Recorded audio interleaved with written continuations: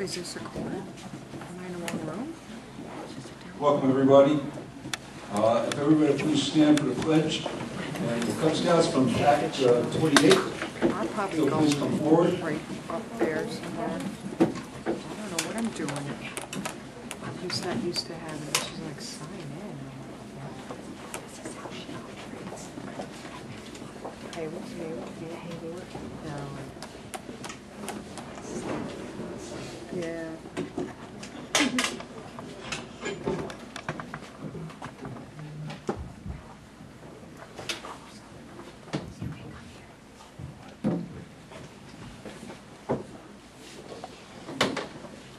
Those in uniform as you, all others may put their hand across the heart.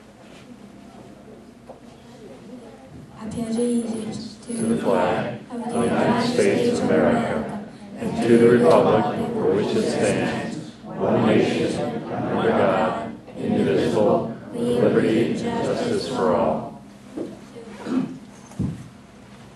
Gentlemen, thank you very much.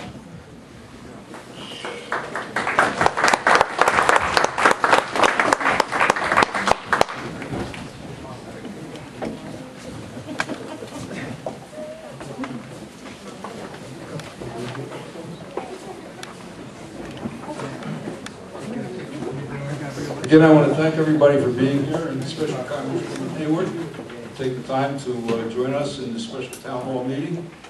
And with that, Rob, do you want to say a few words? Yes, I'll turn it over. Dan? Thank you so much, George, Supervisor. Appreciate you all hosting us here this evening.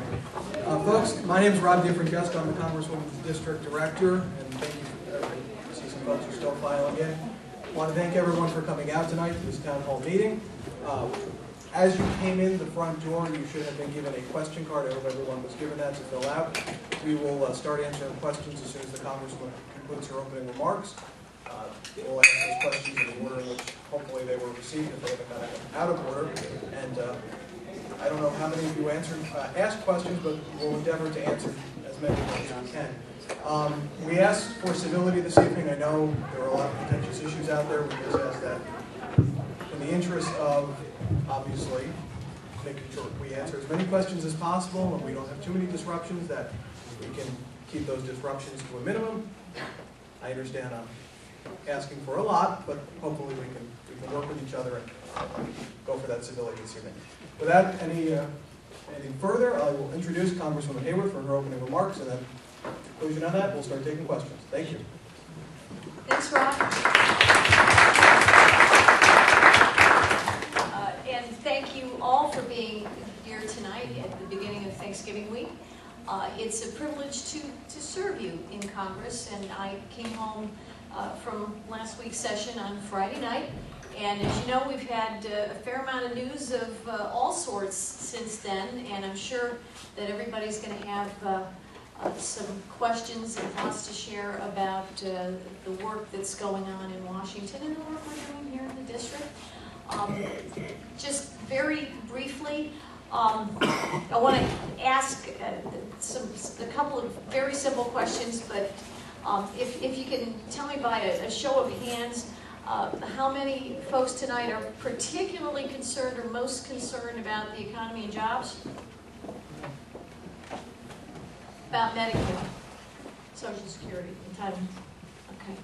About the Hurricane Irene and what's going on after Hurricane Irene.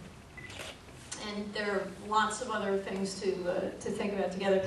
Just another quick question. How many of folks here own or have been a part of a small business? A lot of people. And how many are veterans or active service members? Could you stand up, please? Thank you.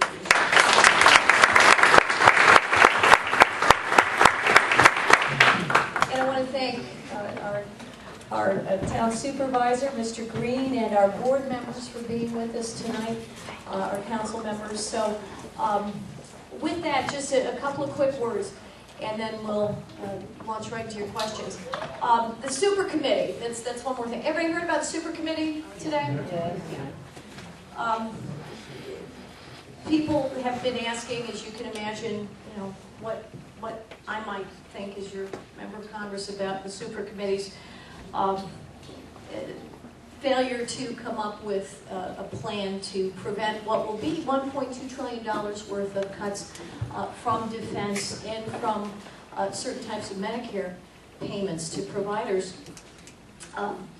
I don't doubt that every member of the super committee, I know 3 of them quite well, the ones who are from the House Republican Conference I know particularly well, and I don't doubt that everybody on the committee did their best, sincerely, to try to come up with a plan that would stave off those automatic cuts. There is a year, and you're probably aware of it, but if not, no, there is a year the cuts don't, the sequesters don't take place until January of 2013. They represent $1.2 trillion. That's not over the course of 1 year either. That's over the course of 10 years, during which time the federal debt is projected to rise. Anybody know what the federal debt is now relative to our gross domestic product or GDP? Last week it hit a milestone. 100%, $15 trillion, basically 100% of GDP. If you look at what's going on in Europe, there are, the number that we have, there are a lot of interesting and troubling things going on in various economies in Europe that we hear about, of course. We hear about Greece. I believe Greece's ratio of their national debt to their GDP is something like 120%. 100% is too high, and we do have children in this room. We have some young people and some very young people. And the problem with all the debt that we're building up, which would still build up even with the sequesters, it's projected to go to $25 trillion over 10 years. And that's huge. It feels, we don't necessarily feel as though it's something that directly affects us, but it's the same as taking out a loan. And everybody here's taking out a loan of some sort, car loan, student loan, mortgage on a house. I know I have. In the course of your life, and if you don't pay the principal on the loan, it just keeps adding more and more. And we're not only not paying the principal on this enormous loan that the American people have made to the federal government, not just the American people, but the People's Republic of China, Japan, Great Britain, and various other creditor nations from whom we borrow money. But we're not only failing to pay it back, we're actually adding to it. This year we will add over $1 trillion in federal spending to the national debt, and that is after really trying very hard to put cuts into the federal budget of things that we can do better without the federal government spending those particular dollars. And even with doing that, it's not nearly enough. So $1.2 trillion over the course of 10 years isn't nearly enough either, unless we can grow our economy. And the way to grow our economy, people like me would tell you, the way to grow our economy is to let you keep more of the dollars you work so hard for. To let our small businesses in particular that grow about 2/3 of the jobs in this country. And study after study, survey after survey shows that small businesses are the engine of our growth. And small businesses are disproportionately affected by regulations of all sorts.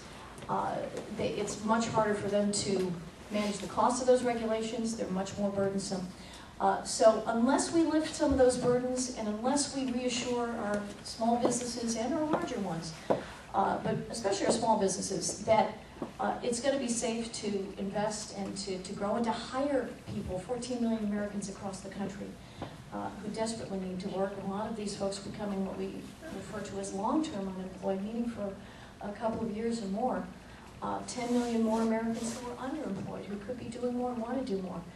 So unless we make it easier for our small businesses to thrive, we're not going to get the kind of growth we need. We're not going to get the kind of economy that can handle and by and by, make that debt smaller and smaller. And unless we discipline the federal government so it's not taking more from you than it should, and it's not spending more than it gets in what are legitimate tax revenues, we're not going to solve the problem. So $1.2 trillion isn't nearly enough, but as you saw, the super committee couldn't come to an agreement.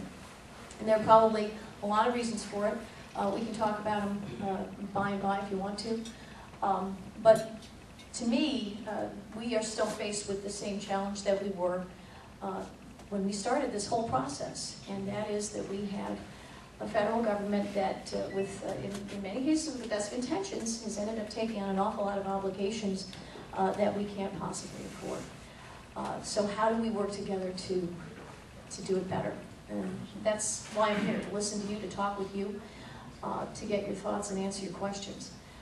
So with that, I've got a whiteboard here, just in case sometimes there might be a question that, can show you the budget pie or write down some other things that might be helpful. So we may or may not use this, but I asked our team if they'd have it for us.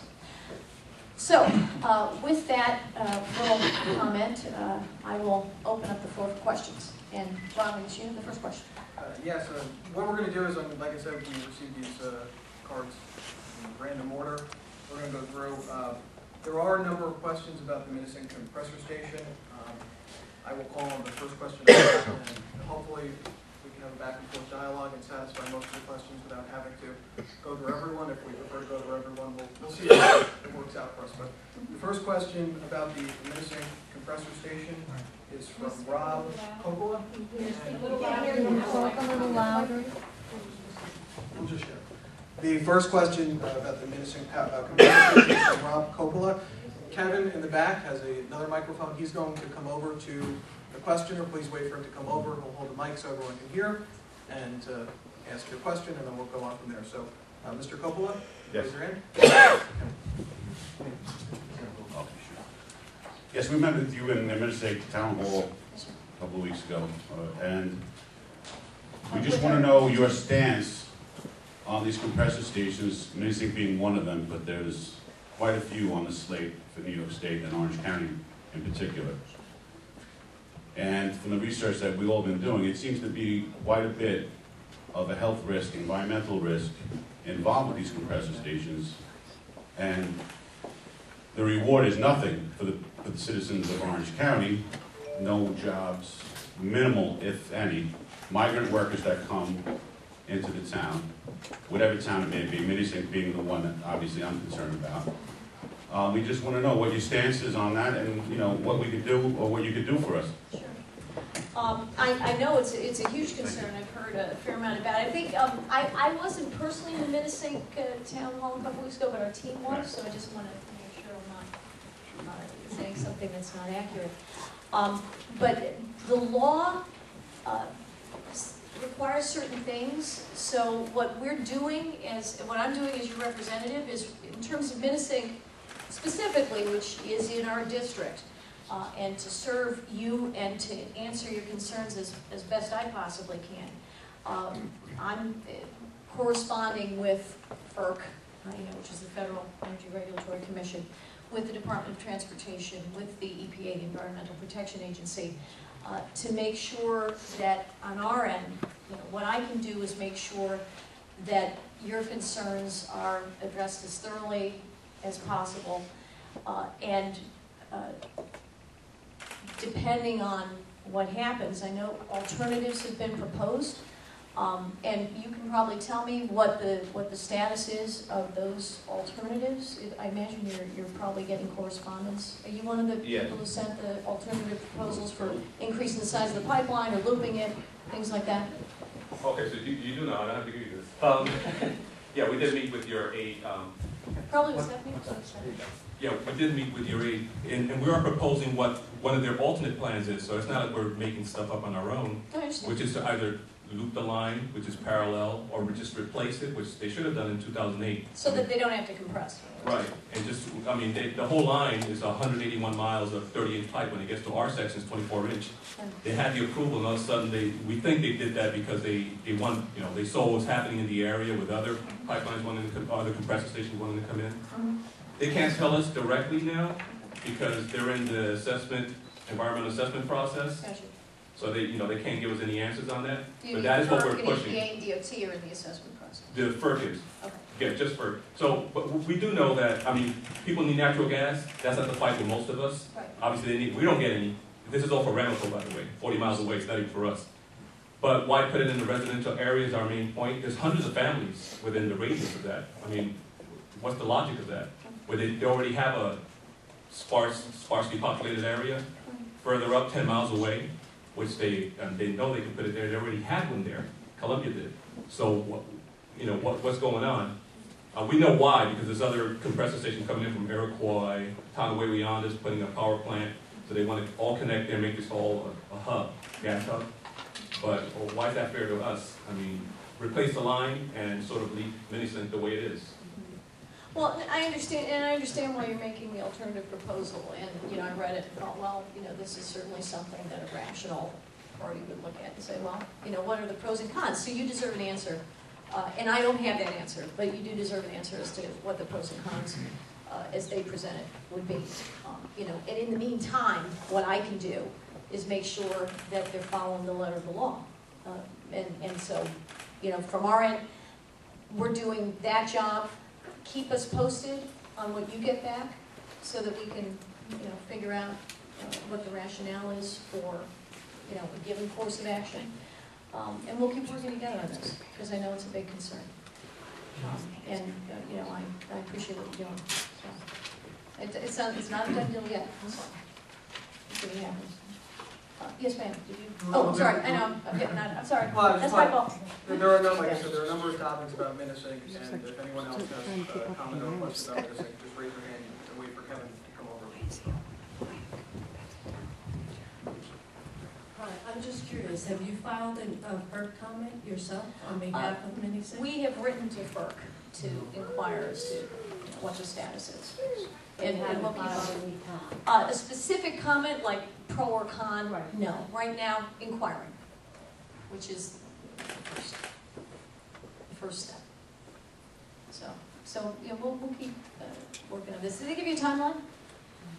We've been trying to get that, they won't give us a timeline. Okay. They don't even know at this point. Okay. Got it. Minisink compressor? Yeah. Hi, I'm Ms. Bruce from Windsor. Whenever we offer an alternative to Millennium, one of the reasons they give us is it not being an option that they want to consider is that it's too expensive. I went through some of the financial statements for their parent company, NiSource. This year alone, in the 9-month period that they operated, they're going to have earnings of $699 million.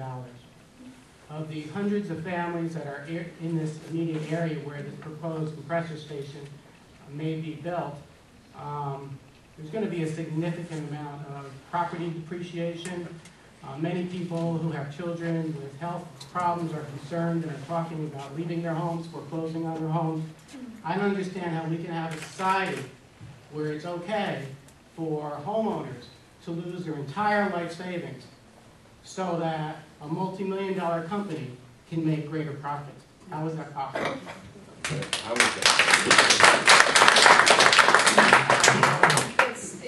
What you said obviously, expresses passionately what the level of concern is about it, and I do understand it. So I think what we have to do is, to the extent public pressure has an effect on process, and we have laws that we're following, but public pressure can change the way certain plans get made.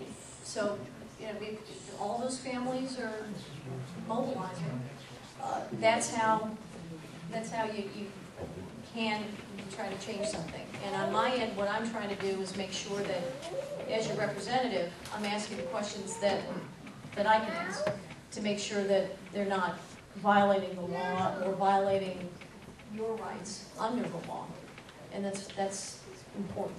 But that's not the only way that obviously that you affect the process. So what you all have to say as a community, the more of you who get the evidence and documentation that you need, the best it goes.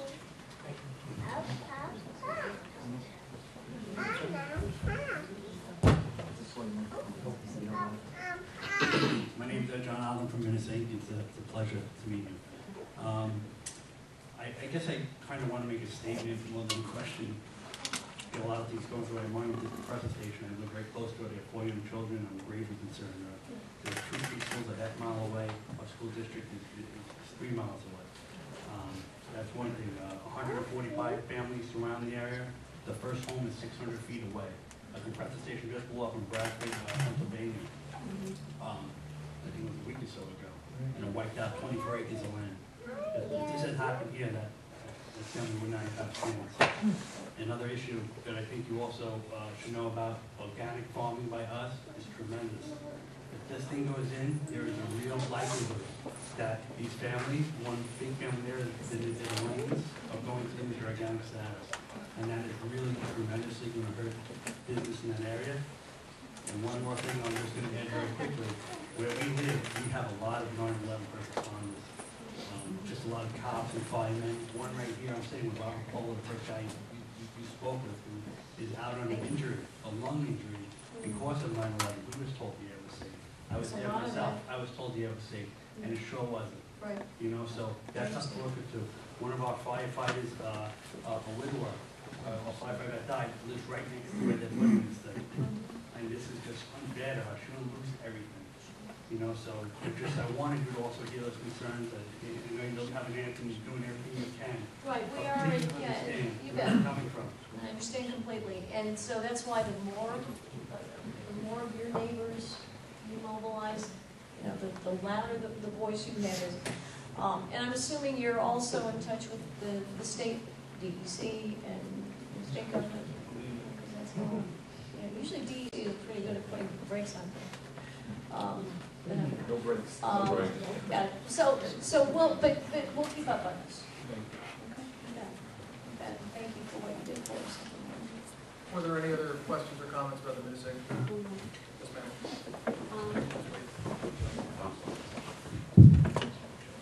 You say that the louder we get.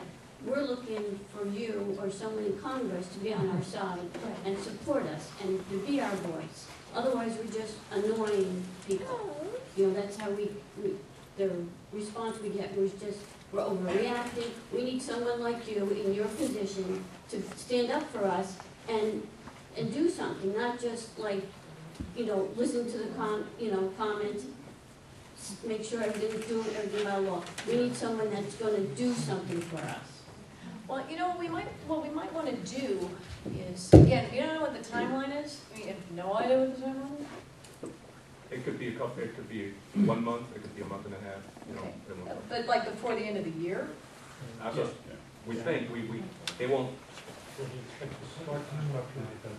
Okay, well, you know, the first thing we'll do, Stephanie, I think the first thing we need to do is ask, what is your timeline? Okay, so then we can, see, do we have time to, set up, maybe we can bring people together so we can hear your say. I can hear what everyone has to say, so if I have more to ask of DOT, EPA, I can do it from the intelligence standpoint. If we're, but I take note of what you're saying, and you have homes, you have lives, you have children. So Stephanie, we can find out, what's the minimum timeline? Right, well, when we had the conference call with FERC, they wouldn't, again, like these folks, they wouldn't give us a definite time either. They said it could be a month, it could be 6 months. Okay, you know what, we'll set something up. I won't call FERC. I think that gets us where we want. Before we move on, are there any additional questions, comments about the prosecution? If anyone at any point has anything, we can always. Yeah, we can set the next question, wait again for Kevin to come on with the microphone, comes from Bill Corbin. Oops. I was going to hold it. Okay. Good evening, and thank you for coming here this evening. My question, there's actually, the primary question is relative to campaign financing. I'm very concerned with what I'm seeing going on relative to committees that don't disclose their funding sources. And my biggest fear is that our elections are being bought. And quite frankly, I think that's counter to what the veterans have been fighting for. Free elections, open, transparent, and free elections, all right? And basically understanding who's contributing funding.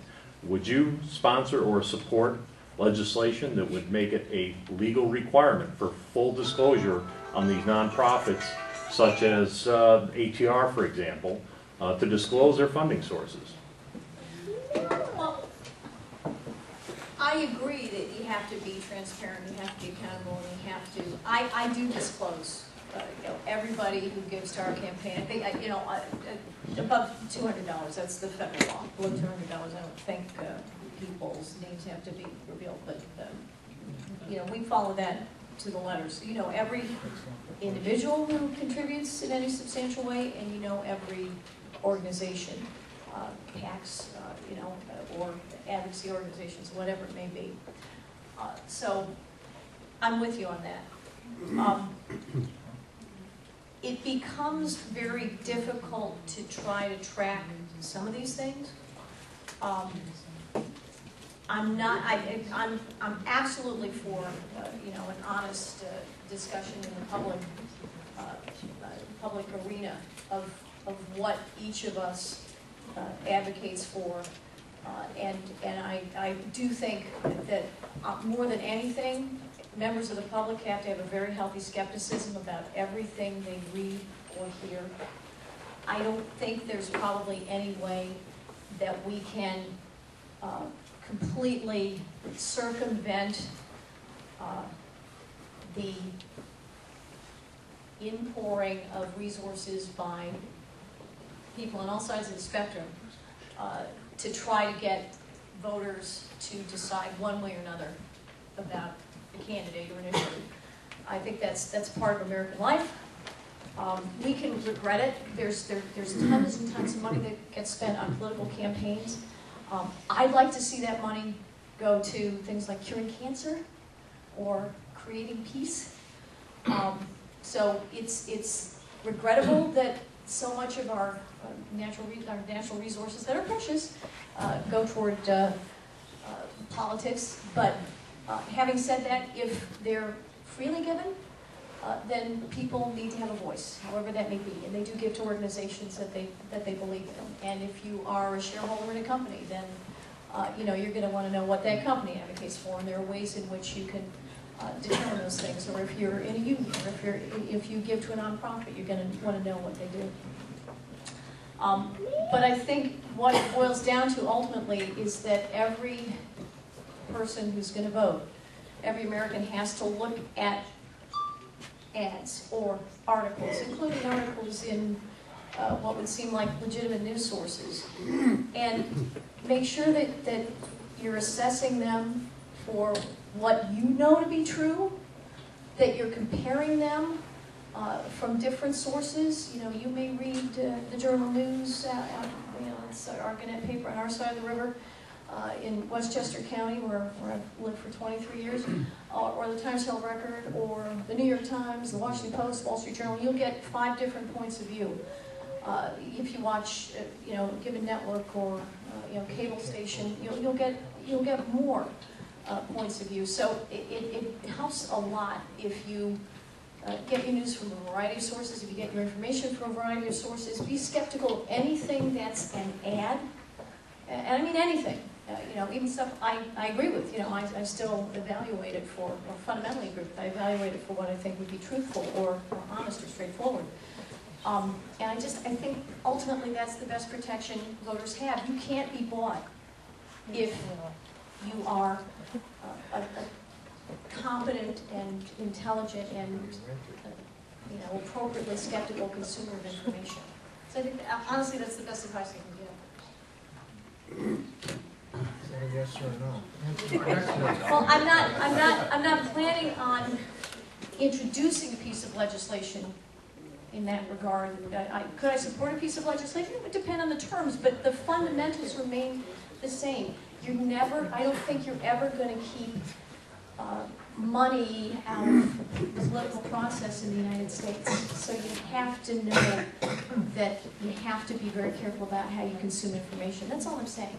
You know, and dollars that are used for enforcement, if you will, beyond fundamental transparency that we already pursue in our disclosures as a given candidate, probably are better directed elsewhere. That's all I'm saying.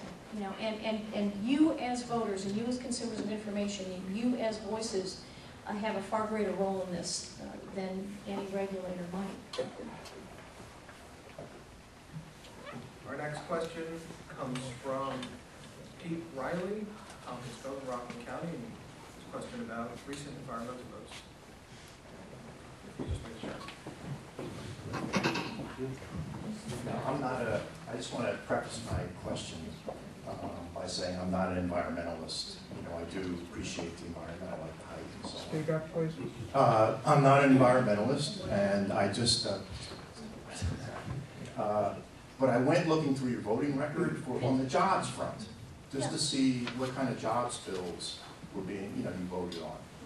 And it really struck me, I was frankly just like knocked off my feet by some of the votes. And you alluded to deregulating as a way to create jobs in your opening remarks. And I'm a small business person, and I know there are regulations that are burdensome to me. But some of these votes were just incredible. So I'm going to just list a couple. HR 2273, and I'm not an expert, so I apologize for not being able to speak about these too well. But this is the Coal Residual Reuse and Management Act, which allows, takes regulations off coal ash, which is arsenic, chromium, mercury, lead. And these are sitting in dumps and in ponds. And matter of fact, one spilled into one of the Great Lakes recently. HR 2250, 2681, which would allow boilers, industrial waste incinerators, and not to have to reduce, monitor, or report their pollution. Also allowing them to burn plastic, tires, solvents, chemicals, and industrial wastes. This would allow people, for example, to a school to burn tires in a boiler for their heat, with no regulation.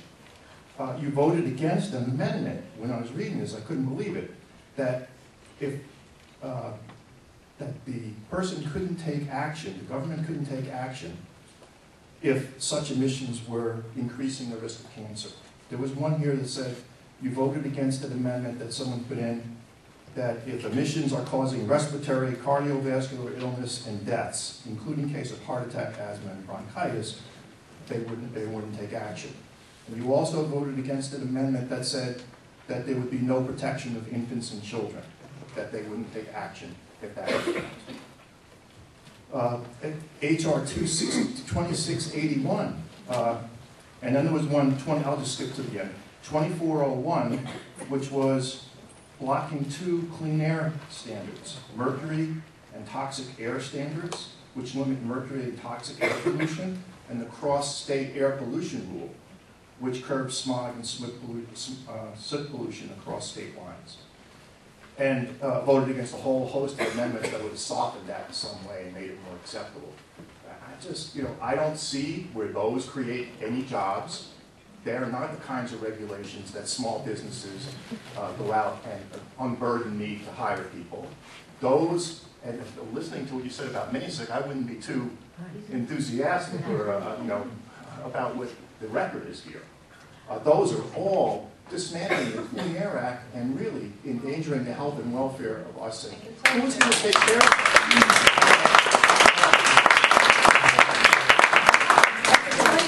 What you neglected to mention is that I've actually been given, I think it's a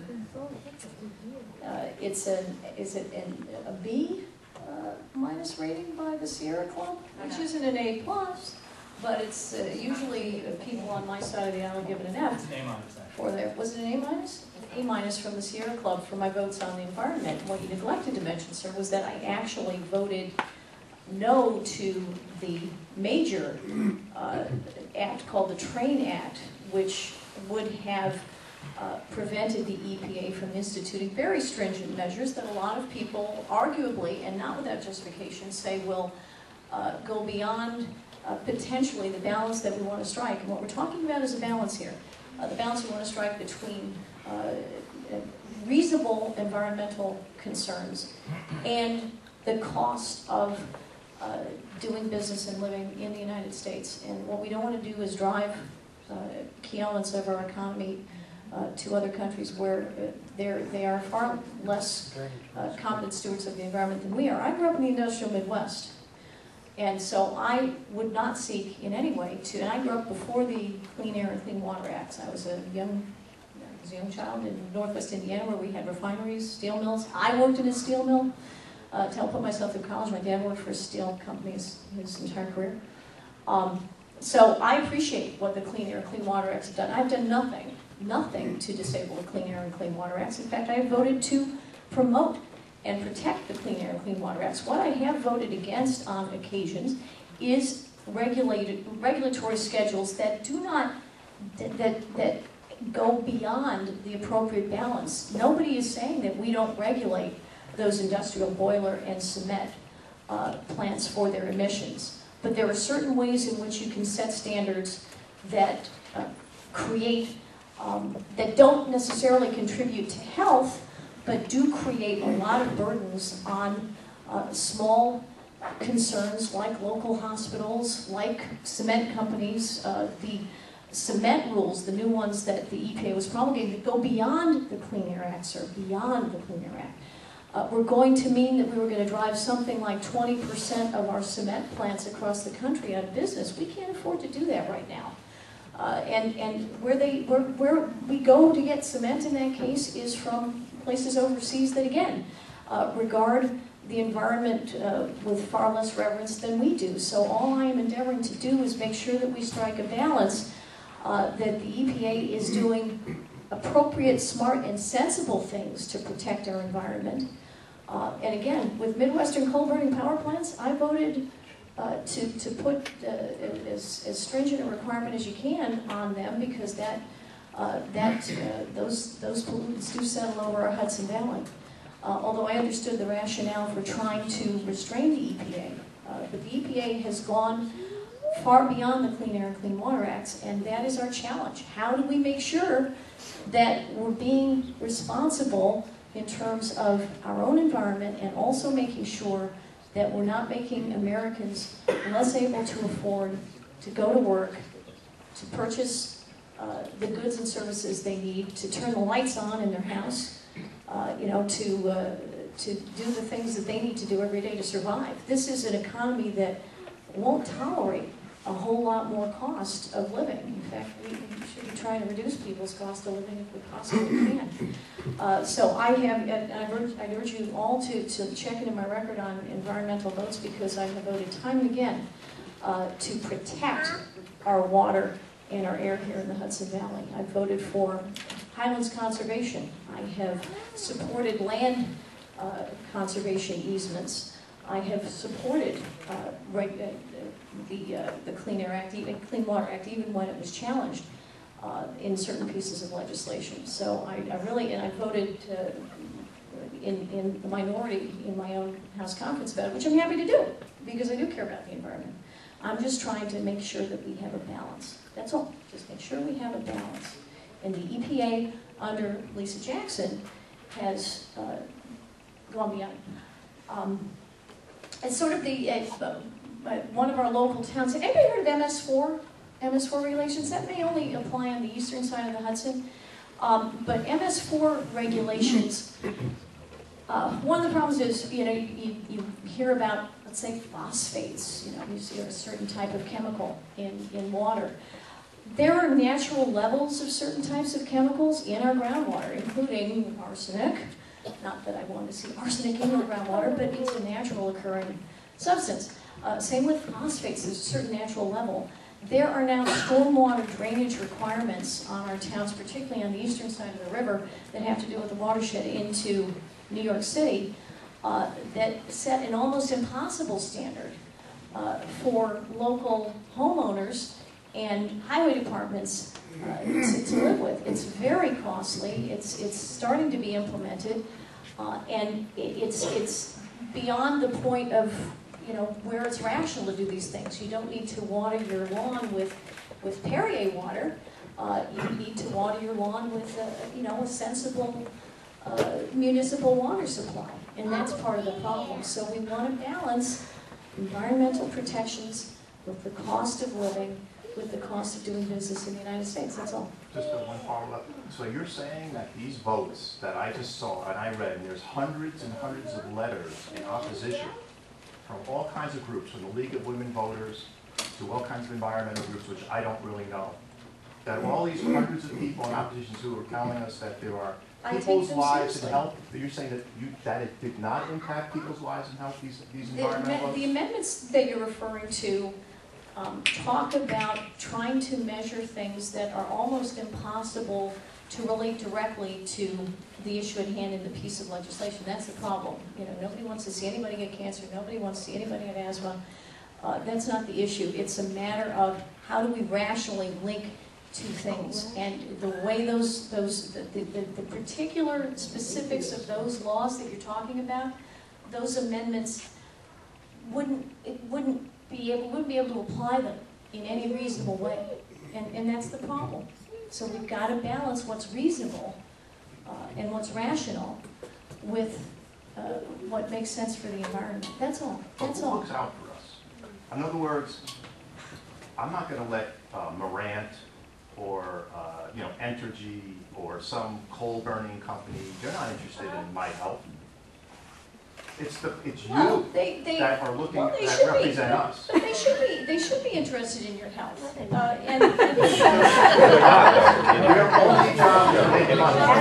us how we feel about that. Well, but they should be interested in your health. I don't You don't regulate them to be. And they should be interested in supplying you with the electrical power that you need. So when you want to heat your home or turn your lights on or have your refrigerator on so your food doesn't spoil, or hospitals want to run ventilators and treat sick people who go there for their own health, that they be able to do that in a way that they can afford to do. And yes, we do have, and rightly so, we have laws to protect our consumers in all sorts of ways. And we have to have a government and citizens who feel that they can do these things rationally, productively, without harming anybody, but making sure that we can provide the power that you need. Did you drive here? Okay. Well, do you drive a hybrid? Yes. I did for 10 years. Okay. But I'm just saying, there are things that we can do. Yeah, but you're not now. I mean, there are things that we do that are rational, that fit into our own lives, and that we choose every day as consumers what we do. So, ideally, a scrubber if you didn't want to smoke salmon. But we need scrubbers. I agree with you. We need scrubbers. That's I'm glad we have them, and I would never take them off. But what the EPA was proposing was to go beyond, the scrubbing that we require now, to doing something that would be so costly that it wouldn't be a reasonable thing to do. That's all. That's all. And there are laws like that, and that's why we have to evaluate them as legislators. Next question. The next question, pardon me, I can't read the first name, the last name is Rabel. It's a question about Medicaid insurance for elderly. Mr. and Mrs. Rabel here.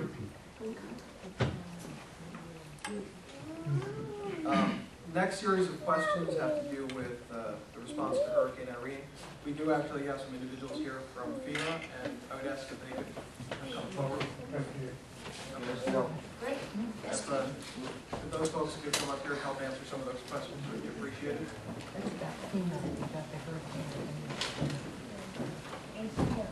I see we have about 4 or 5 of them, and they're all very specific. Some are specific, some are general questions, and we also have an individual here from the Small Business Administration.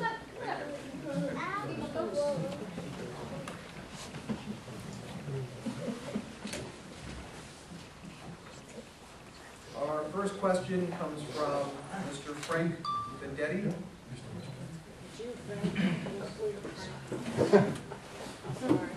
Hi, I'm Frank Bedetti.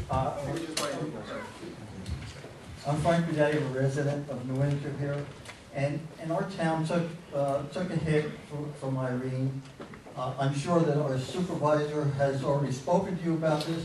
I'm sure that he wouldn't let you beyond our borders, in or out, without speaking about this. And I'd like to know what you could do to help our community. We've lost not only private residential properties, we've lost community services, our sewer plants overhead. We could use help. There's potential for jobs here. There's work to be done. And I'd like to know specifically, what you could do to help us out in this town. Because the cost would be unbearable for our town alone, and we need your help. I know, and George will tell you, I was here the Monday after Irene, and I've been all around the county. See, Steve Newhouse is here. I was all around Chester a little bit later in the week. We went everywhere that we could find out people needed me to see what was going on in Orange County, in Putnam County, and in Westchester too. I know that the Fort Hill Bridge is out. The sewer plant was severely damaged. There is a hose instead of a water main going from the water plant. So and the Moodna Creek banks have been devastated. There's an exposed gas line. There's at least one property in Butter Hill that's been condemned, as I understand it, and more are at risk. So the Moodna banks need to be stabilized. The Fort Hill Bridge needs to be repaired. The water main needs to be repaired. George, am I missing anything? The sewer plant needs to be protected. Right. We had that team in here, but yeah. That's the conversation. And it's huge. And we have been in touch with, I was the first member of the New York State congressional delegation to ask the president to give full disaster designation to Orange County and to all of our counties in the district. And that was accomplished. Well, what did that mean? That meant that we had maximal eligibility for the assistance for individuals to restore damage up to the federal limits of the help they could provide. The SBA, thank you, sir, is part of that. We're very concerned about our farms out in Pine Island, too, and I don't want to leave them out. That's a terrible problem. It's a long-term issue, as are so many things. And we have public assistance qualifications, so that's great. Now what? Because there are millions of dollars that are needed in repairs. We brought together and there's been a lot of correspondence back and forth. We can provide you with the list if you want. We've got it, in documents. But point being, October 24th, we brought together the Army Corps of Engineers, FEMA, SBA, all of you, thank you. The Army Corps, as I mentioned, and also the Department of Environmental Conservation, the DEC from New York State side, because New York State gets involved in this too. And we are trying to advance the process and maximize the amount of help we can get as much as we possibly can. It is very tough. The New York State right now is supposed to contribute to the effort, and as I understand it, part of our problem, George, is that the New York State piece is very hard to come by. Very hard. So, we have definitely also been in communication with Senator Larkin, with Assemblywoman Calhoun, to try to put pressure on the New York State side as well. That depends on their help and efforts, and I know they have good hearts and they want to do this too. I met most recently last week with Major Darcy from the Army Corps of Engineers. I think it was a major. I think I made her title right. From the Army Corps to talk about specific sources of funding that we could try to mobilize for these projects, the Moodna Creek, Fort Hill Bridge in particular. Those two were limited because of the way that funding for the Army Corps of Engineers has been cut over the course of the past couple of years because the federal budget is so high and we're trying to manage a lot of things as best we can. We are looking at a particular program called CAP 206 that might be able to help us directly with the Army Corps so that we can start funding restoration. And I wish I could make it faster than it's going, because we really needed it yesterday. But we're doing as much as we can, as fast as we can. And FEMA friends, you have something to add, please do. Looks like you. Okay. Well, I was just going to say, in Hurricane Irene, we've had 5,939 people registered, and FEMA's already given assistance of down to $16,862,115.74. And then in Lee, we've had this is just in your county, in Orange County, that's over 16 million. And then on Lee, we've had 443 people register, and we've given assistance amount to $776,438.62.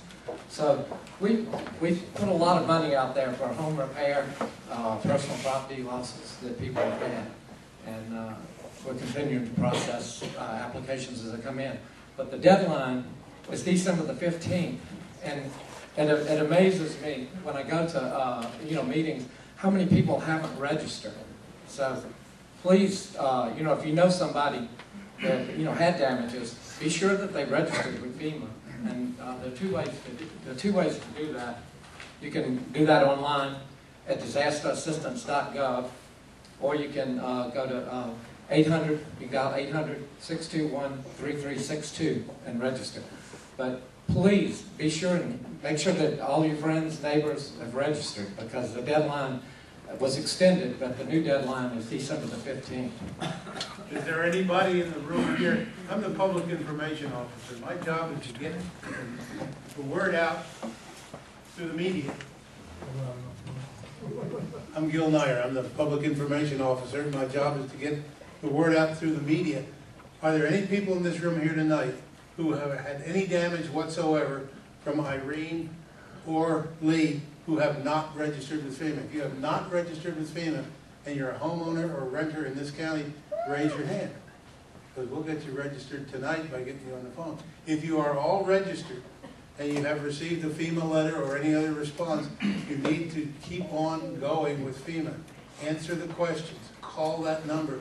Use your registration number every chance you get to find out what's going on. Now, that has to do with individual assistance. The public assistance thing is completely in the line of government, and when I'm asked about that, I say, whisper up the lane.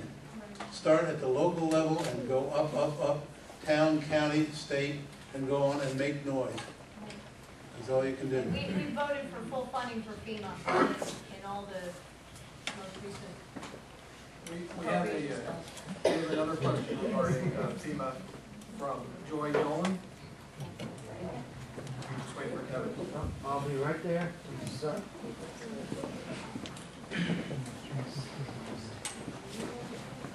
And folks, if anyone else has a question, sorry, so you have your hand raised, if you could throw one of the cards.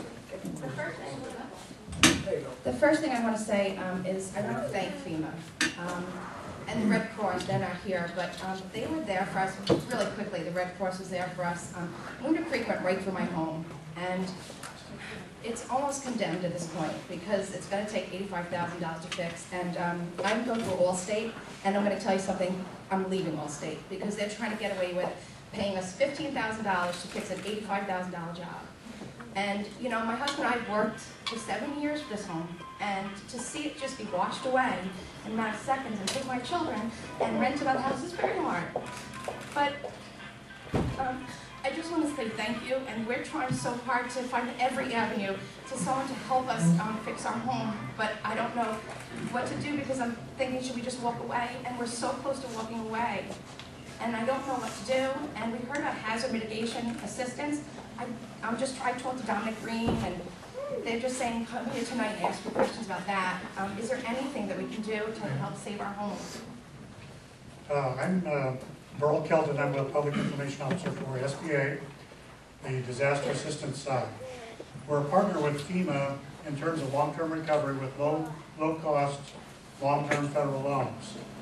And lady in the back speaking about real disaster is a perfect example of how SBA can assist and help not only in mitigation, but relocation and refinancing as that opportunity as they're qualified, up to the limits of the federal guidelines or federal limits. So if there are questions that I can answer, I'd be glad. I'll stay after anyone that might be affected. We can also help with insurance deductibles, with removal of debris on private property, mitigation on private property. So if you have questions, I'd be glad to have the opportunity to speak with you about that. Thank you, Mr. Kelton. So, Ms. Dolan, maybe you can get together with Mr. Kelton. We can just make sure we, exhausted every avenue, or hopefully we haven't. Find something that we can help with. This next question is from Hurricane Irene? Next question is from Kevin Janowski and Laura Sarno. One second. I'm coming. We'll answer everybody's questions. You brought up previously that you're working with all the government agencies and whatnot as far as state and local. We've been, Supervisor Green will tell you, we've been at the local level, we're working our way up to you, and we're trying to go as high as we can. As far as the Butternut Hill, Butternut Drive area, one of the big things is when, because it's continuing to erode. Yeah. So, okay, it has to go through a process, but a month, 2 months, 3 months, a year, it's going to just destroy the whole development. That's why we're pushing. And we know that the Army Corps of Engineers backlog 5, 6, 10 years. And if we don't have that much time, can you give us any sort of time frame and keep us up to date? I know. I would like to do that. We just met with, we had, in October, we brought the FEMA and Army Corps and DEC together, which that hadn't been done before after various other situations. And then we met separately with the Army Corps that happened to be in the Washington office last week. The funding that's available to start work on a project is limited, but we're pushing as hard as we can for whatever we can mobilize. And George, what's the latest that you had with FEMA or the Army Corps? I don't want to monopolize the meeting, but we are doing very well with FEMA at this point. We have our projects in front of them. They mentioned the Butternut, the road that you saw. That's going to be one of the projects. It's going to be referred to FEMA engineers, actually.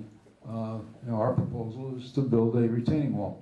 And that is in front of FEMA engineers. And again, I'm not going to monopolize your meeting with what's going on, but we are moving along with FEMA in all our projects at this point. We've been in, matter of fact, tomorrow morning, we're meeting on some of the public projects again. We've had 4 or 5 meetings since we last talked, matter of fact.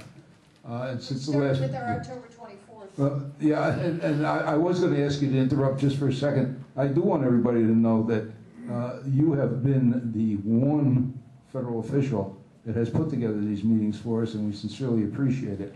The one and only federal representative that's put together these meetings. It's a very difficult thing. But I do want to say this while all the FEMA people are here in the room, that FEMA came to my office, asked me to identify the areas that were hit hard, and they were wonderful. I had calls from people on the street where FEMA actually went door to door. Matter of fact, after I saw them, I saw them on the street going door to door in the affected areas, filling out the public assistance forms. And I just want everybody in FEMA to know that how much we appreciate it. They've been here in New Windsor twice with their mobile headquarters, and they have done a wonderful job for us. Everybody's never going to be happy, going to be completely happy with the funding that they get. But I do want to urge everybody or anybody that has put in for funding and doesn't feel that they have got what they need to keep following through with the SBA forms. Do not stop. Keep going through with the SBA forms. I am told, and I'm sure the FEMA people can tell you, that by following through with those SBA forms, that more money may become available. please do not stop. If you've started with an SBA form, and I know there's a lot of paperwork, persist. Be persistent with those SBA forms, and that comes directly from FEMA. Do what you have to do. Keep at it. Persist with those SBA forms, and and know that we are on your side. And I, as a representative of SBA, would also like to reinforce that it's really important because the circle of assistance includes the stop at SBA. If you are successful in completing and submitting, which all of you can be, you can either talk to us on the telephone or go to the fire training center in New Hampton. There are people who are there sitting, waiting for you to come in. They are busy, not only completing and finishing loan papers and providing money to folks that are coming in, but they're also assisting people in filling and completing the information not only for individuals but for businesses. But one of the really important things about doing that part of the process is that what we have found is that when state and local governments decide that there is money available to provide to homeowners and businesses and renters, typically one of the first things they want to know is if you participated in the federal assistance program, a la FEMA and SBA. The SBA loan eligibility is voluntary, so once you discover, once we give you notice of what you're eligible for, it's still up to you to choose whether you want to use that eligibility or not. You have up to 6 months to decide. But the important thing is that you did participate, you did go through the process, and that's one more step in protecting your options for assistance if there is something that's provided either by the government through the state, local, or federal level after that. Or private nonprofits are also an area that we can assist and help with. Homeowner associations is a private nonprofit typically. A lot of folks don't think about that. Or people with businesses in their home-based businesses. So we'd like to be able to help if we can. Just ask the questions and I'd be glad to talk to you about that. Well, thank you again, Mr. Kelton. And I want to offer particular praise to George Green, who has done a magnificent job. I don't think, George, have you gotten any sleep since Hurricane Irene? A little. The first couple of days were rather difficult. And we took our cue from George. So, sir, when you ask who's looking out for you, we're doing all we can to look out for you. I care very much about getting this done right, which is why we brought everybody together. We had a great team working on this.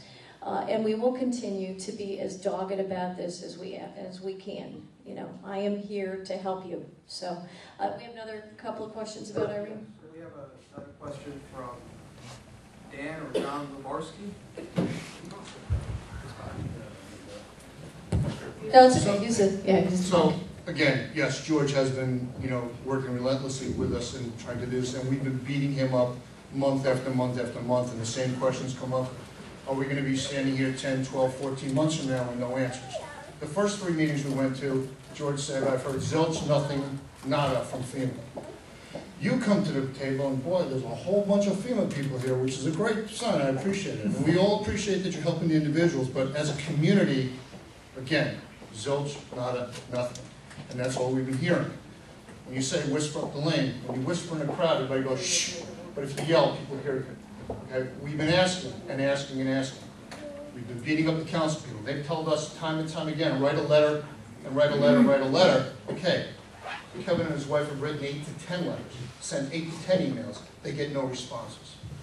So all we're asking for, once again, is a timeline. I know you said you can't give me a timeline. I know for a fact the Army Corps of Engineers is 10 years behind schedule. We cannot wait 10 years. Okay? Every day that we're there, another dollar falls off the property value that we live in. Okay? We did not invest 20 years of our lives to walk away with nothing. That's not why we moved to New Windsor. We're looking for an answer. We've given away $16 million to individuals. We're looking for a community help. That's all we need. Okay? Can't whisper anymore. And the other half of this is, as noted, is what the state does, what New York State does, because that matching funds from New York State are part of this. So how's it going with the state? Getting anywhere? No. They can't print money. Yeah, it's a big problem, yeah. If I may, let me explain something very quickly, which most of us up here deal with the individual assistance programs, and we're in the business of helping each individual homeowner or renter. The big program you're talking about is called public assistance. Why it's called that, I don't know, because it's a misnomer. It is the reimbursement program. Now, PA works very simply. Towns and cities and so on can get back from FEMA 75% of what they spent and are planning to spend, and there's a whole process that George has been through on work order worksheets, working up to what goes in for reimbursement. The state then gives 25%, or in here, most cases, 12.5%, with the rest to come locally, in reimbursement. It's not upfront money. They're grants, but they're reimbursement that come down the line. The state controls all of it. FEMA does not pay money to towns and cities and counties. It pays it to the state, So and then then why they have you been told time and time again to contact FEMA? We've been told that for months. The difference is, to contact FEMA, we talk to the towns and cities about public assistance. It's a reimbursement program. Yes, you should contact us about your personal needs, your individual needs, your business needs with SBA, and all of us deal with you as a homeowner or you as a business person and organizations of all that sort. Public assistance deals with the reimbursement and with certain private nonprofits, hospitals and things like that, and it's all reimbursed. Right now, the one numbers that we're not able to give out yet, because the state doesn't want to do it at this time, it's too early, is public assistance funding and how much is coming down the line. We can tell you everything about individual assistance. It's over $235 million in the state of New York to date as of this morning, almost 240. And we can help you with that, but we can't help you with your local town things, the group that's standing here. You have to deal through, and that's where I said whisper up the lane. You gotta squeeze George, and he has to get to the town and the county and up the line to the state Office of Emergency Management and the people they deal with. That's where the public assistance money will go to from FEMA. And right now there are kickoff meetings going on in towns all over the state. There were 6 of them this morning at 8 o'clock in each town. I don't know when your kickoff is. We've had more than kickoffs. We're well beyond kickoffs at this point. The rate is different in the speed in every town on when public assistance money is going to come down, but it's going to come down from FEMA to the state. I'll get in trouble for picking on the state because I'm a federal guy, but that's what it's about. We can help you standing up here tonight in SBA with your individual needs, but we have nothing to do, unfortunately, except information. Let me just explain, because there appears to be some misunderstanding about FEMA's role in the public assistance portion. We work with FEMA to get these projects approved. We submit the budgets, the costs, and and FEMA approves the projects. They work with us on the projects, and that's the point we're at now. Like Butternut, we're talking to them. We've got an idea. They're going back to their engineers to see what their idea is. Then we will put together the work orders, the WPs, on these projects. With FEMA's help and with FEMA's blessing on these, then the funding actually does go through the state. The state's a conduit for the federal funding, and that's where we will get the funding from. But yes, we do work with FEMA, but it isn't that FEMA writes the check out for us. George. Yeah. Again, I don't want to take up Nan's meeting, but go ahead. One question. George, the one question that I have is, where are these people from public assistance? Oh, they're with us now. I mean, we've had several meetings with public assistance at this point. We're meeting with them constantly. We have our representative assigned to us, our contact person assigned to us. That's all been done since our last conversation, our last town board meeting. And we've had several meetings. Well, as a matter of fact, tomorrow morning we're meeting with them again. All right, I'm not going to take up any more of Nan's meeting. That's all right. This is important stuff. Yes, it is. And, I just want to solve the problem. but they'll be back to beat me up the first Wednesday of December. Yeah. Our next question FEMA comes from Kelly Allegra. Just wait up here at the front. It's a question about Irene's impact on the train service. Hi. Since we were talking about the impact of Irene on our community, one of the other things that's been a great impact is our transportation system and lack of a train service into New York City. Hence my daughter here instead of being home with her father because he's still traveling home. What would be an hour and a half commute is. So my question is, we talked about the programs that help individuals. Is there anything that the federal government is doing to support getting the transportation system back up and running? Because at first, I know, hang on a second. At first we heard that it wasn't, there were a lot of rumors going around that it wasn't going to be rebuilt, that it wasn't cost effective. I spoke to Senator Larkin, who told me he was working with the MTA and that wasn't the case, but all I know is it's going to be a long time, and you know, if somebody wants to sell their house or whatever, I mean, it's a huge impact. It is. As I understand it, that particular issue does have to do with the state and the MTA, and it's not, unless I'm misunderstanding, that's not a FEMA, that's not as nearly as direct a FEMA thing, because that really is, that's under the state's jurisdiction, that Port Jervis line. So the federal funds, programs that you were talking about, none of that money can support rebuilding quicker? There probably is some indirect, more indirect support that can be provided with the state, as George said, as the conduit. And George, you may know differently, but as far as I know, that all has to be administered. I think probably Stephanie has the same information that I have, but Stephanie's got some information, I believe, on it. Yes, Stephanie, go ahead. From what I understand, the information that we've been provided is that MTA has actually sped up their timeline on finishing the rebuilding of the Port Jervis line, and they expect it to be done before the end of the year. But it's an MTA jurisdiction. Yes. Yeah.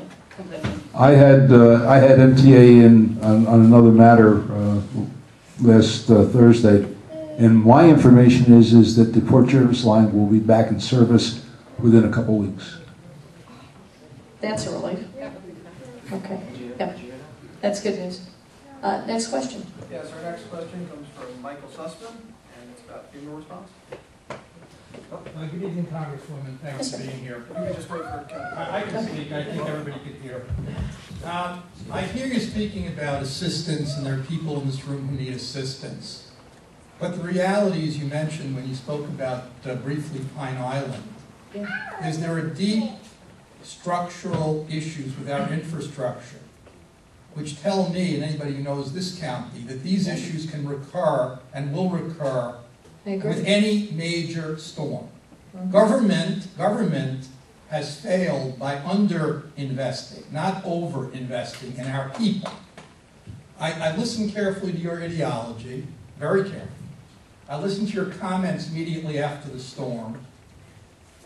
I see you looking that way, but your comments were very clear to us, and they were reported very directly to us. If you're talking about the Times Herald record, that was not accurate. It wasn't accurate. Well, the reporter made it very clear that it was accurate. It wasn't. And the fact of the matter is that we need greater investment in our infrastructure all through this county and state in order to deal with the tremendous degradation to that infrastructure that this has inflicted, but inherent problems that existed long before the storm. So I think what needs to be done is not FERC in Minisink, where homeowners are going to have their interests destroyed. I think, as they said, they need a champion. They don't need someone who's going to keep score. They need a champion. That's what they asked you for. And they need someone who's going to take a position on the issues. With regard to the infrastructure in this county, there has been a tremendous disinvestment by people with the same ideology, which is we need less government. I'm here to tell people in this room we need more government here at home dealing with our needs, not spending $100 billion a year in Iraq Afghanistan, and throughout the globe. If you were chancellor of these issues, you would be speaking that language, not here telling people that after the fact there'll be assistance, which, as they all know, is begrudging and not showing up in a timely manner. Thank you. Well, gee, Mr. Sussman, that's kind of more of a diatribe than a question, but I'll attempt to respond. Yeah, I'm sure I will. Number one, we're not talking about ideology here. I'm not here to represent an ideology. I'm here to represent you, to the best of my abilities, and every citizen here. This is not about an ideology or a philosophy, except, yes, to make the federal government effective. Okay? We need government. We need local government, we need state government, we need federal government. We need them to do certain things in the right way and not take more from you than they should. That's all I'm about. That is it. I agree with you completely. We need far better infrastructure.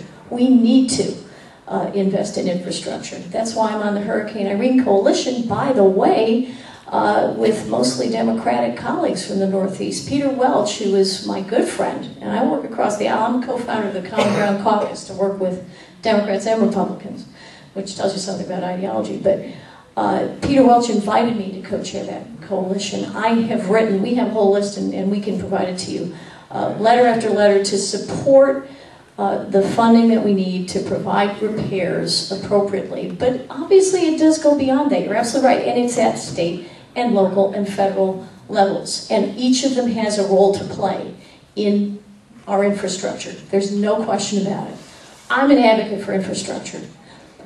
We have a big problem right now because the federal government has taken on a lot of obligations, again with the best of intentions, that make it hard for us to afford to do things we really like to do on a very broad basis, like make sure that FEMA has enough funding to, or the Army Corps has enough funding to repair the Moodna Creek banks. That's something that we expect the Army Corps to be able to do.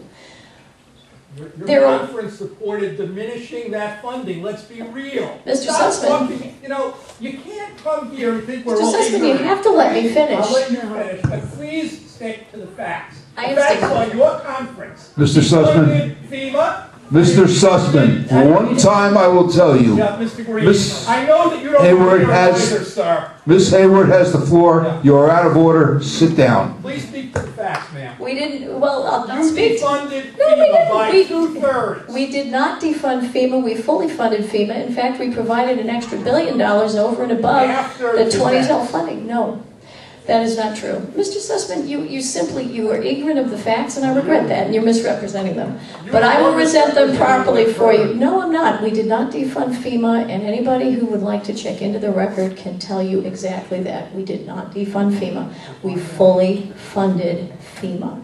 We are fully prepared to help. We have fully funded aspects of repair that were included in the most recent appropriations bill as well, beyond FEMA specifically. So, and I have advocated for that funding, and I will continue to advocate for that funding, and we have voted appropriately. Mr. Sussman, you were here to promote an ideology and a political position. That wastes the time of your fellow citizens. Shame on you for that. But if anybody wants to know, if anybody wants to know the facts, I will be happy to share them with you, because it's important that you do know the facts. Okay? Congresswoman? Folks, if we have any questions, folks, we have the SBA and FEMA here. If there's anyone else who has a question, a resident who would like a question about their assistance or anything else, I'd like to field that at this time. Okay. Mr. Green, do you have a question? John, do you have a question on FEMA? Yeah, John Green, for those of you who don't know me. I come from across the river, and while I have the ear of FEMA, we were not as devastated where I come from as Orange County was by Hurricane Irene, but the Halloween snowstorm that we just went through absolutely devastated our town and a lot of towns around us. Is there any funding or any idea that there might become funding available to help the people on the other side of the river with that snowstorm? Because it really devastated towns. Once again, it's whisper up the lane, because the declaration process for disasters and emergencies comes through the president, and that comes from the governor of the state. So you need to go up through the line from your county folks over there, in Putnam County especially, their OEM people, Office of Emergency Management, are very good people. I spent a bunch of time with them. You need to go talk to them and see what's being done up their lines. Because FEMA comes in as a second level when the state and local governments can't afford to solve the problem or pick up the debris or whatever. Then FEMA comes in, but it requires a federal declaration for that to happen. Thank you. One more FEMA question. Thank you very much. My name is Pat O'Dwyer, and I live in Chester. And I'm delighted that you mentioned that you were misquoted by the Times Herald Record, because it's important for people to understand whether or not you are in favor of cutting funds cutting someplace else before funds are given to help people.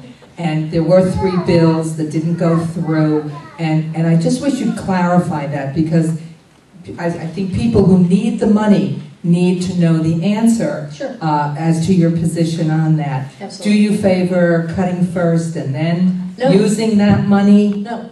Okay. No, Mr. Dwyer, thank you for asking.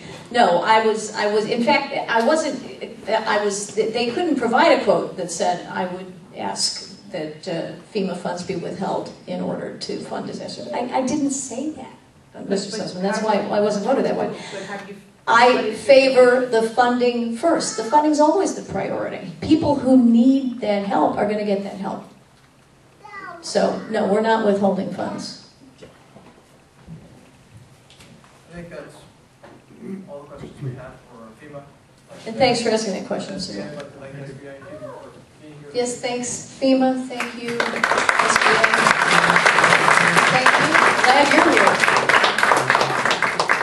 That was an important part of this town hall meeting. Unfortunately, it did cut into a considerable amount of our time, and we do at this point only have time for a few more questions. The question was from Steve Newhouse about veterans. Mr. Newhouse. I just have a quick question. Thank you, Congresswoman and Supervisor George Green and for having us here. I sit as the chairman of the board for the Family of War Vets for the Hudson Valley, which helps returning vets from Iraq and Afghanistan to get back on their feet again. And I'm very concerned, particularly in Orange County, we have 25,000 veterans returning from the last 10 years of wars, and almost 50% of them have been diagnosed with PTSD. And I'm hearing Montrose was considering selling property. They are also make up about twice the amount of unemployment that the regular populace makes up. And I'm very concerned that this weekend alone we had 3 different people contact us for help. And we're a nonprofit. We just basically help them pay their bills, things where they slip through the cracks. I see the budget stuff that happened today, and I get very concerned for these people and what's going to be their future. So I just want to know if you have an update on what's going on with all this, because there seems to be a lot of issues, and again, I appreciate your time. Well, I thank you for your service, sir, because those who don't know Mr. Newhouse, who is the town supervisor for Chester, he is also a distinguished member of our Naval Reserves, defending us every day. Thank you, sir. First, as to Montrose and Castle Point, I have introduced legislation to omit Montrose and Castle Point from an enhanced use lease. Sounds like Castle Point, preliminary news sounds like Castle Point will not be considered, I think, pretty safely off that list. Sounds as though Montrose is also headed that way. The enhanced use lease program is about to expire. So I think that's good news. What we want to make sure of is that the needs that our veterans have, whatever they may be, their healthcare needs, homeless veterans, whatever rehabilitative services they need, whatever transition services they need, will be provided, and that these campuses will be devoted to that and not leased for development unless it's exclusively for the use of veterans. So that would be the only exception that we could ever make, but that's proceeding. So thank you for asking about that, number one.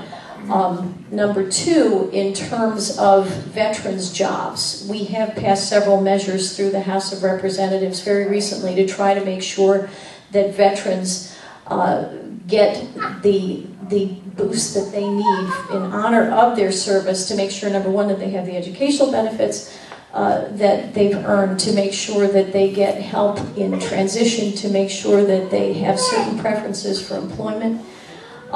These are all useful things. We need to revive our economy in general so that there are jobs for our veterans to have. And that obviously is a big concern as well. But it is crucial that we honor the obligations we've taken on. We talk about the federal government's obligations. Our veterans, our seniors, and those who are neediest among us are part of what we do. And of course, victims of catastrophes like Hurricane Irene. Is that part? And by the way, I want to put in a plug for the families of the Iraq War veterans. And I support the wind downs in Iraq and Afghanistan, and I oppose the Libyan intervention because we're costing far too. Go ahead and applaud, but we're costing far too much in lives, and in health, and in our young people and their families. So, thank you for what you do to help our veterans.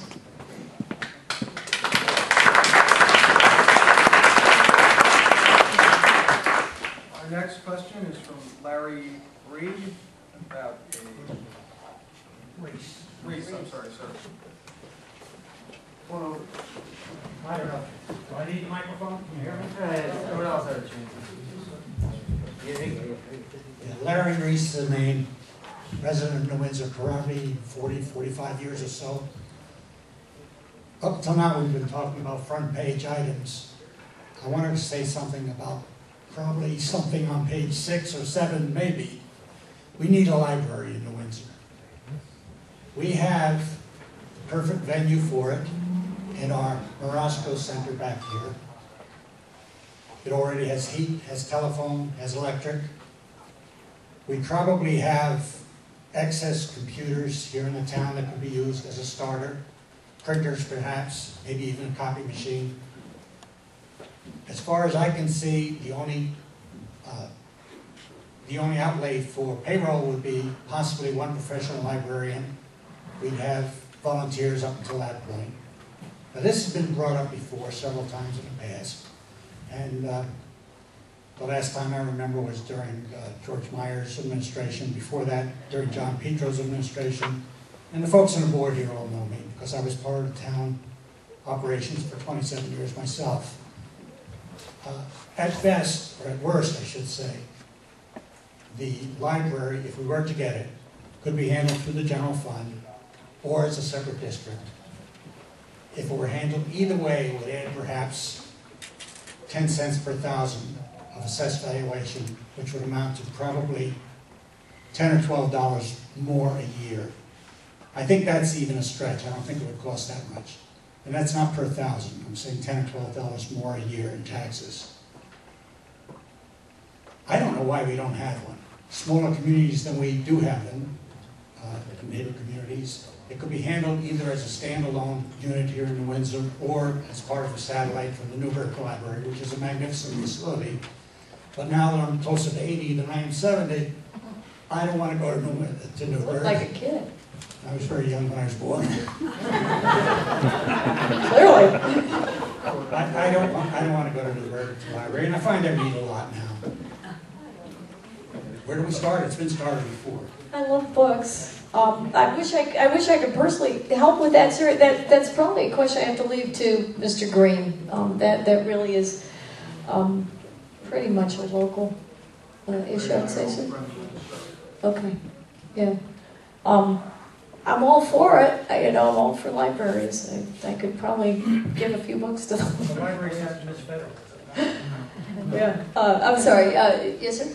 Actually, the Library of Congress does have some surplus books that they. I didn't know that. Well, you know, I learned something. Yeah. If I left right this second and didn't do anything else, but just went home and started reading and didn't sleep, I'd never finish all the books I have in my house. But so I am sympathetic. So I hope you get the library.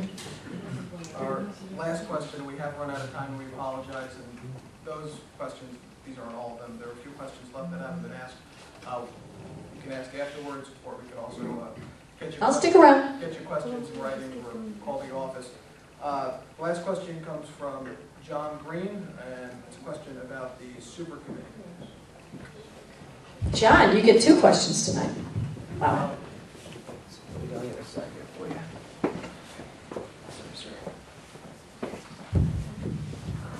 Yeah, I was just wondering what's going on with the super committees. Unfortunately, I didn't catch the news today or yesterday. Is there any update? They have announced, Representative Hensarling and Senator Murray have announced that there is no plan that they could arrive at. So we go to the sequesters. And there are lots of reasons why, but I don't doubt the sincerity, and I'm sorry because I'm being redundant, but John, briefly, I don't doubt the sincerity of any of the members of the committee. I really, truly don't. This is very, very tough to come to agreement, and there are, you know, this is an ongoing national debate, and I personally support the broad consensus that I know we could get, but there are certain things that, you know, I agree, you know, you know, the side that says, look, the federal government does take enough. Let's just not net raise taxes. Let's change tax code, make it flatter, fairer. It takes some time to do that. So maybe what we'll do is take a few months and really work on that tax code, make it flatter, fairer, give the economy a boost. We need it. Flatter. Yeah, flatter. Make the tax code fairer? Flatter, you said. Yeah, flatter. Right. Flatter, make flatter. Close loopholes. Don't make some people pay a lot more than others in actual taxes.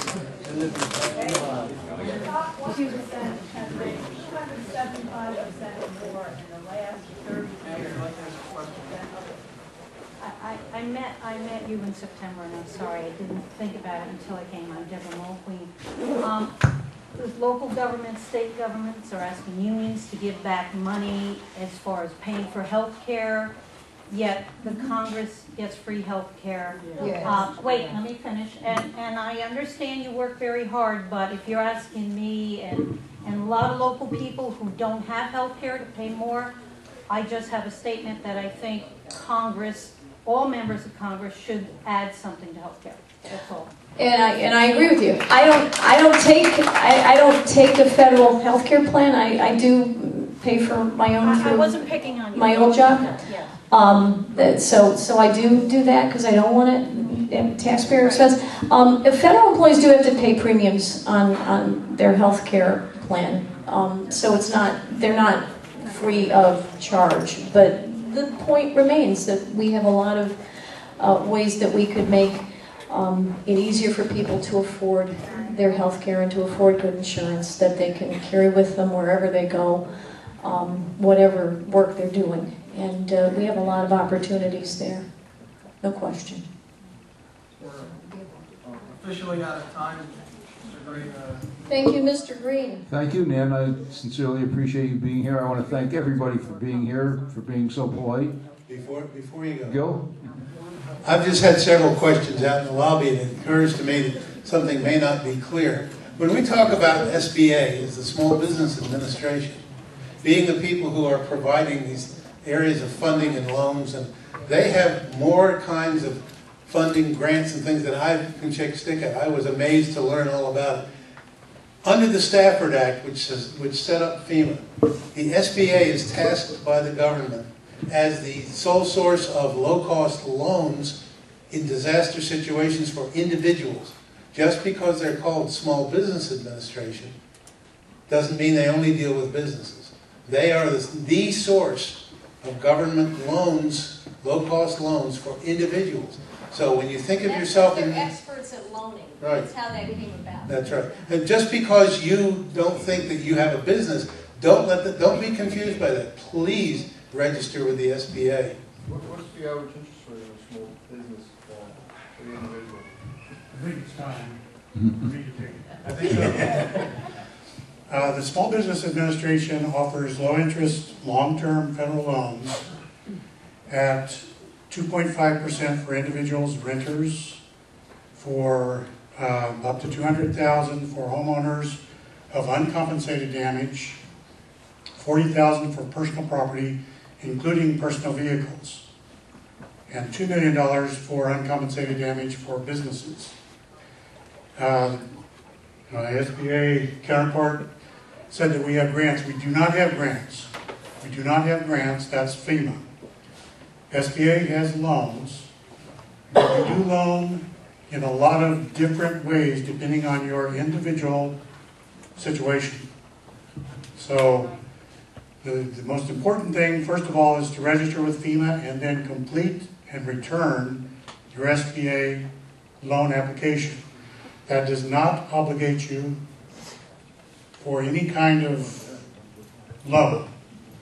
It only obligates us to tell you what you're eligible for and to allow you the opportunity to decide if you want to use that option for your recovery. And like I said, there is a period of time that you have to make that decision. And you also, just like any other federal program, you have also avenues of appeal where we will have a separate set of people look at your personal circumstances if you have been declined and make a determination based on whatever information that's provided to us. Now, one of the steps in the recovery process involves a return to FEMA after applying to SBA. So one of the steps is I go to FEMA for grant assistance, they make a determination, refer me to SBA, I complete and return my application. If I'm not qualified and I'm declined by SBA, SBA immediately returns my information to FEMA to see if there's any additional grant aid available as an individual. And the reason that individual assistance is available in this case with Irene and Lee is that it's a presidential declaration. That opens up the opportunity for individual assistance. SBA is constantly working all over the country to provide loan assistance to businesses that have suffered from other disasters you may not know anything about. Since May, I've been in 7 different states and worked I don't know how many different thousands of contacts with people in all sorts of levels of disaster this year. It's been just a different kind of year. But for this community, and you and your neighbors and your friends and the businesses that you deal with, we're here to help as much as we can within the guidelines and the limits that we're allowed. But for individuals and renters, the typical interest rate is 2.5% simple, annual, up to 30 years, and businesses 4%, and nonprofit, private nonprofits 3%. So we would like to be able to talk to you if you have any kinds of questions or concerns, and be an advocate for you in terms of your recovery as far as the SBA side.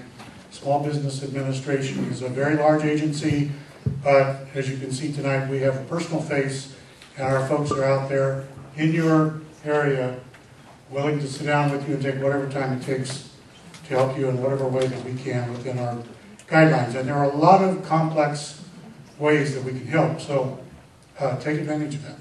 Go to the SBA Loan Center now at the Orange County Fire Training Center in New Hampton. It was our Disaster Recovery Center. It's now the Small Business Loan Center, and it's open 5 days, 9 to 5, 5 days a week. 9 to 5, 5 days a week, and it will be for the foreseeable future. And I didn't mean to say grants. Thank you, everybody, for your time tonight. I will call FERC. I'm Minisink. I will call FERC. Thank you. Thank you all for coming.